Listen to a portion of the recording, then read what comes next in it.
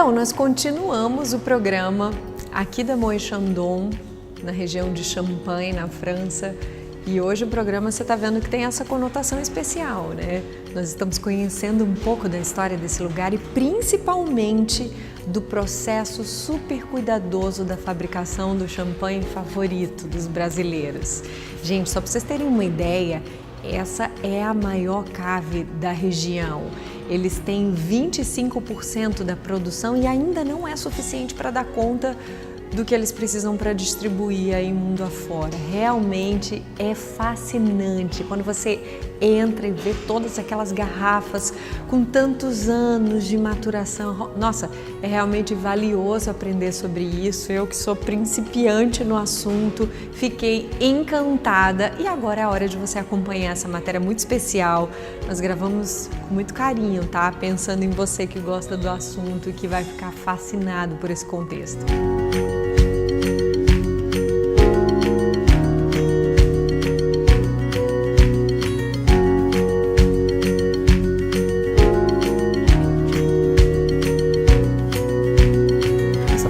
Se chama Passagem Imperial, é uma homenagem justamente ao Napoleão Bonaparte, que era um amigo íntimo do Jean Remy, né, que era o segundo da geração e era um excelente cliente, talvez o melhor deles. E ele sempre dizia que não podia viver sem champanhe. O champanhe era necessário na vitória, o champanhe era necessário na derrota. Ele sempre dizia, um bom convidado traz uma boa garrafa. O Napoleão não trouxe apenas uma garrafa, mas ele trouxe um barril. Isso. Com vinho do Porto e eles consumiram tudo em 2 dias. Só uma pequena festa.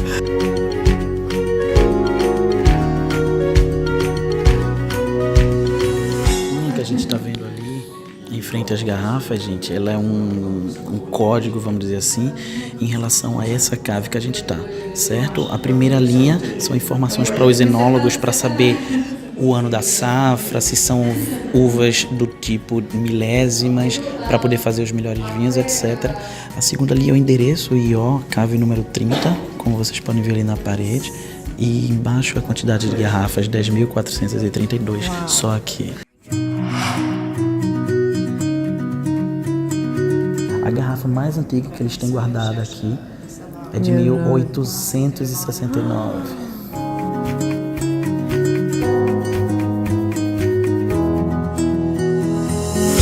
Só para a gente deixar registrado, assim, a temperatura aqui ela vai ficar conservada sempre entre 10 e 12 graus, é isso? Justamente, o pessoal às vezes chega e pergunta se tem ar-condicionado. Claro que não. Essas são as condições naturais.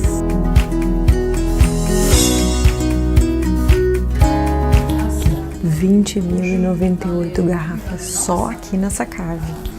E uma outra coisa importante é, a gente não pode tocar em nada, porque a pressão das garrafas, já pensou?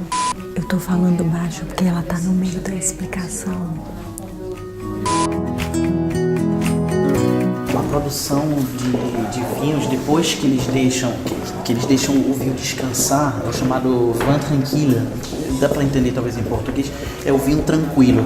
Eles liberam, deixam muito tempo, eles vão liberar naturalmente o gás carbônico, isso vai ser uma fermentação natural, certo? Em seguida, o vinho vai se transformar num vinho chamado vinho de base. É aí que entram os degustadores, eles vão fazer a chamada assemblagem, ou seja, eles vão misturar os vinhos até chegar numa proporção perfeita. É claro que isso tem que ser alguém especializado. Muitas vezes eles têm que provar e chegam até a misturar 120 tipos de vinhos de base. Uau! É muita coisa para poder chegar a um resultado. Impressionante. Né? No momento que o vinho está descansando, vamos dizer assim, é quando ele deixa a levura do vinho se concentrar no gargalo da garrafa. Eles depois congelam aquilo ali, eles mergulham aquele pescoço numa solução de menos 28 graus. O que acontece? Naturalmente aquilo congela. Quando ele retira aquilo... Consegue retirar a levedura congelada. Exatamente, Luiz. Aquilo naturalmente é expulsa. Junto com aquilo. E depois tem todo o processo do embouchement, que é colocar a rolha de cortiça, colocar o rótulo e comercializar. Outra coisa que me chamou muita atenção foi o fato dela ter explicado do tempo, né, de maturação do vinho. Eles dobraram esse tempo. A Moët Chandon fez isso justamente. Normalmente um vinho normal, um brut, como a gente chama, ele tem um tempo de maturação de 15 meses. A Moët Chandon decidiu dobrar. Então os normais, vamos dizer assim, em vez de 15 meses, levam 30 meses. Olha. Então tem aquela coisa, vinho bom é vinho velho, né, e tal. Isso é verdade.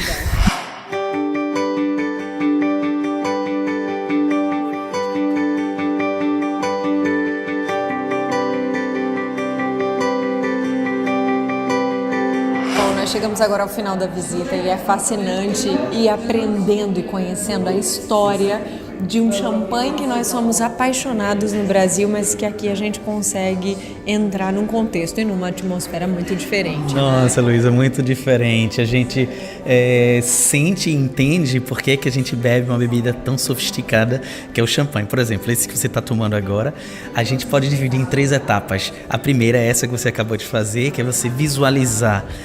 Essas bolinhas pequenininhas, elas justamente significam que representam um champanhe leve, um champanhe justamente delicado. Não é? Se tivessem essas bolhas maiores, elas certamente seriam um champanhe mais agressivo, certo? A segunda etapa é aquele do aroma, que você vai sentir. Isso vai variar muito de nariz para nariz. Eu falo de nariz para Paris. Serve também. E a terceira, claro, é a degustação. Certo? É dessa forma que a gente realmente experimenta um champanhe, a gente prova, a gente entende. Esse é fantástico. Esse tem o nome de Imperial e você está bebendo uma coisa que representou Napoleão Bonaparte. Olha, que elegante, gente. Assim, tomar um champanhe, conhecendo a história, vindo nesse lugar, é realmente antes e depois. É fascinante. Eu que já tinha provado, agora a gente... Foi uma imersão, né? 1 hora, esse tour, eu acho que é super válido. Quem gosta de champanhe, nós estamos no lugar certo, na região de Champagne. Gente, entenda que não é uma coisa simples. Nós estamos no lugar oficial, no autêntico. E isso é maravilhoso e foi um prazer fazer essa visita toda, guiada com essa presença ilustre, pra gente poder passar um pouquinho desse sentimento para vocês. Obrigada, viu? Foi maravilhoso. Santé.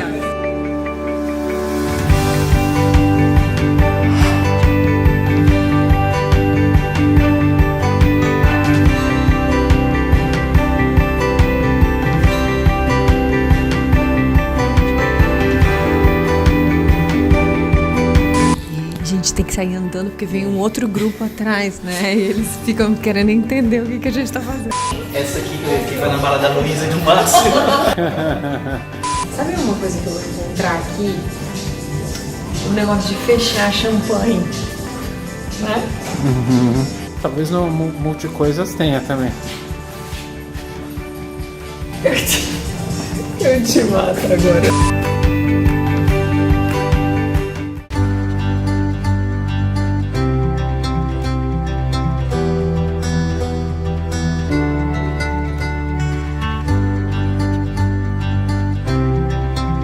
Nossa, que privilégio, gente, sair de uma visita como essa e poder caminhar entre os vinhedos.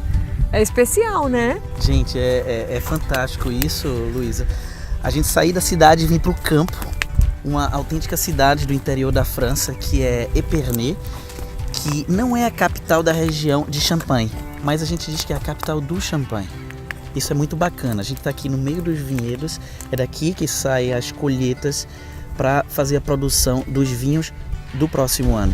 Mas uma coisa interessante que eu ouvi na visita é que eles detêm 25%. Isso. O que não é suficiente. Explica essa parte para mim. Exatamente, Luísa. A gente tem muitos vinhedos. A gente está passando aqui na Route Touristique du Champagne, ou seja, a rota turística de Champagne.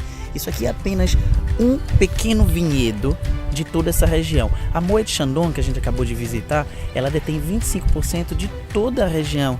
É muita coisa e não é suficiente para a produção deles anual. O que acontece é que a cada ano eles têm que comprar o restante, ou seja, os 75% que falta da produção, eles compram onde? Eles compram nessas pequenas propriedades. Talvez essa aqui seja uma delas. Talvez essa aqui também seja da Moët Chandon. No Brasil, o nome que a gente dá são as parreiras, né? E aqui vocês chamam de... Isso aqui são os vinhedos. Os vinhedos. é interessante ressaltar que essas pequenas vinícolas, essas boutiques, elas têm um critério de qualidade ainda maior, é isso? Tem, exatamente. A gente tem inúmeras caves, a gente vem na estrada, a gente vai vendo como eles têm isso entranhado na cultura de verdade. Eles produzem isso, é uma profissão e, sobretudo, é uma arte que é levada de pai para filho, de avô para neto. Eles seguem sim não só a tradição, mas essa regra, certo? Esses critérios que são obrigatórios, inclusive para poder nomear, para poder etiquetar essas garrafas e essas bebidas como sendo champanhe. Agora eu vou ter que ir ainda mais na base, porque muita gente que está em casa consome o champanhe e não tem noção de que nós estamos na região onde é produzido o champanhe. Vamos explicar para as pessoas que o champanhe só vem daqui? É bom falar isso. Gente, exatamente. Presta atenção, nenhum outro lugar, é daqui que sai. Isso, exatamente. Aqui é a fonte, não existem as fontes, só existe essa. Olha aqui, que massa. certo? Quando no Brasil ou em qualquer outro lugar você ouvir ou você pensar que está tomando um champanhe, não sei, dos Estados Unidos, um champanhe de qualquer outro país, de Portugal, não, isso não pode ser verdade. O champanhe ele tem que vir daqui, ele tem que vir dessa região, da região de Champagne, que fica aqui a 1h30, 1h40 de Paris, é pertinho, vale a pena vir, justamente para conhecer e para provar, principalmente, o champanhe autêntico.